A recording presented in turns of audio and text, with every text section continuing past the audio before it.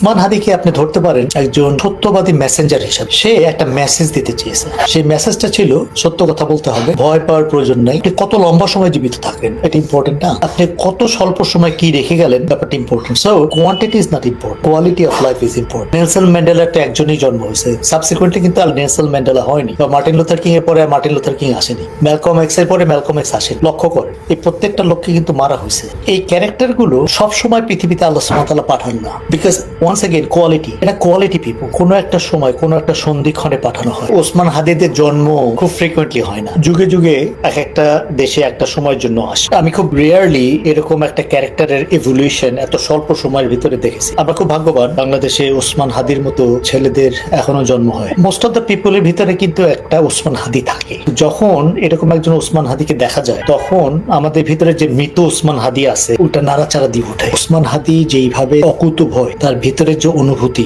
এমন ভাবে তুলে ধরেছিল যে আমাদের ভিতরে স্বল্প পরিসরে যে কথাগুলো বলি, ওসমান হাদি অনেক বড় পরিসরে সেই কথাগুলো বলে ধরে। কারো না কারো ভয়ে সবসময় আমরা এই জিনিসগুলো বলতে চাই না। ওসমান হাদি ভয় পায়নি, যার জন্য সম্মানটা এত বেশি উপরে।